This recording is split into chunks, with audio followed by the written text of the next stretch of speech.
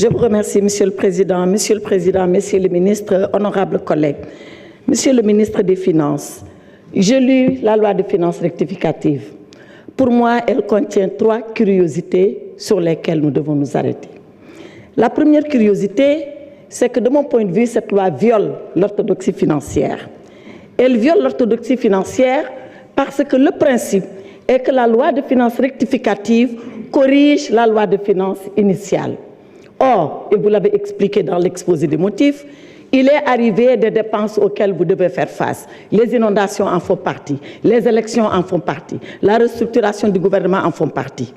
Comment se fait-il que vous ayez déjà consommé tous ces crédits pour venir nous demander de voter la loi? Il fallait d'abord voter la loi avant de les consommer les crédits, mais les élections sont derrière nous. Vous nous demandez de vous octroyer des crédits de 20 milliards que vous avez déjà dépensés pour les élections. Première violation de l'orthodoxie financière. Parce que c'est comme si un enfant venait prendre 10 000 francs de la poche de son papa, aller les dépenser entièrement et revenir dire à son père « j'ai besoin que vous me prêtez 10 000 francs », alors qu'il les a déjà pris. Voilà la première violation. Deuxième violation de l'orthodoxie financière. La loi de finances rectificative, de mon point de vue, et là aussi, vous l'avez expliqué, elle a été faite parce qu'il y a un resserrement des recettes, d'accord, une moins-value de 840 milliards, il y a un accroissement des dépenses, d'accord, un accroissement de 600 et quelques milliards, d'où un déficit de 1500 et quelques milliards. Mais alors, Monsieur le ministre, si nous devons resserrer les recettes, nous devons aussi resserrer les dépenses. Or, qu'est-ce que vous faites?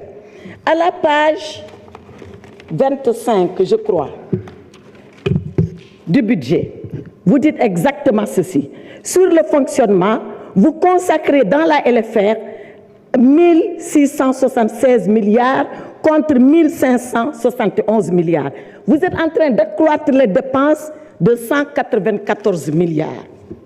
Pourquoi, alors que vous nous demandez de serrer la ceinture, vous augmentez ces dépenses qui sont des dépenses de fonctionnement? Pour que le peuple sénégalais sache, les dépenses de fonctionnement, c'est les dépenses de prestige pour votre confort, c'est les bureaux, c'est le matériel, c'est tout ce qui fait le confort du gouvernement. Donc, vous réduisez les recettes, vous dites que vous les diminuez et vous augmentez les dépenses. Ce n'est pas de l'orthodoxie financière.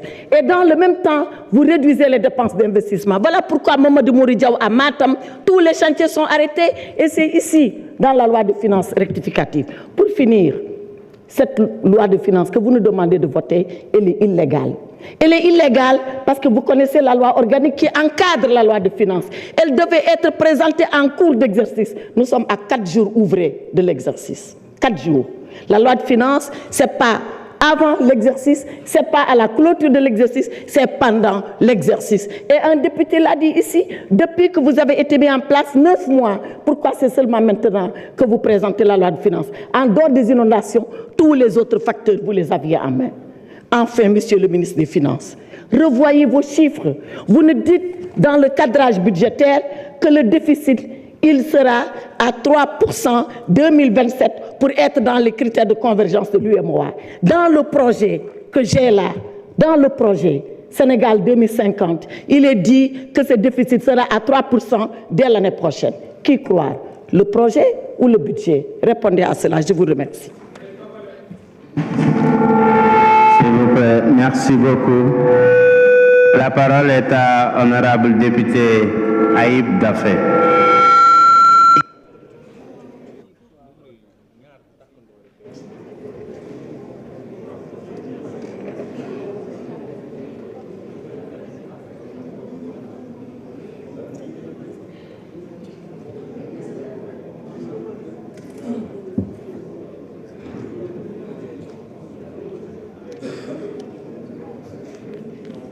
Voilà, merci beaucoup, Président. Monsieur le ministre des Finances et du Budget, Monsieur le ministre du Travail, de l'Emploi et des Relations avec les institutions, chers collègues honorables députés, maa ngi leen di nuyu le peuple sénégalais mu ñuy seetaan, di nuyu également journalistes yu fi teew, di gërëm di sant tous les électeurs qui ont porté leur confiance sur nous fexe ñëw ñu représenter leen fi à l'Assemblée nationale, particulièrement les électeurs du département de Sédhiou qui nous ont renouvelé leur confiance après 2022, donc ce 17 novembre 2024. Di wax rek par rapport à cette loi de finances rectificative, je pense que en commission buñ ko examiner, que ce soit la majorité, l'opposition, les non-inscrits, il y avait une quasi-unanimité. Si je me souviens, il n'y a que notre collègue Abdou Mbow qui s'est abstenu, mais qui était une pure abstention de forme, parce que quand il prenait la parole, il avait marqué son accord et son adhésion, en tout cas au motif de cette loi de finances rectificative. Maintenant, comme on est en séance plénière, il faut faire du théâtre, il faut faire du cinéma, c'est normal. Vous êtes dans votre rôle d'opposant, de néo-opposant, on vous l'accorde. Malheureusement, la présidente Aïssata Tall Sall, qui était prise par un calendrier sûrement chargé, n'avait pas assisté, était absente des séances des commissions et n'a pas pu suivre les explications du ministre des Finances et du Budget.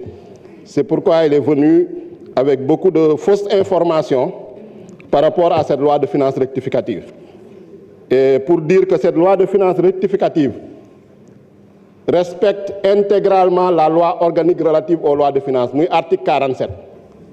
Bu loi organique relative aux lois de finances moom mooy wax ci yan condition nañuy indee loi de finances rectificative te ñett condition yu mu wax ñett condition yooyu yëpp loi de finances rectificative bi réunir na ko. wax nañ ci dépense yu ñu prévoiroon te dépense yooyu yokku na.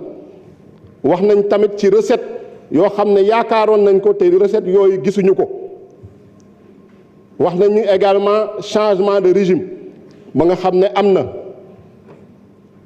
wax nañu également ci conjoncture nationale beeg conjoncture internationale.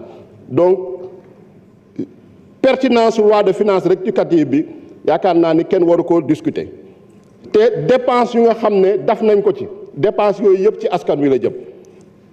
ñu wax ci lu jëm ci prix des denrées de première nécessité daf nañ ci lu toll 140 milliards.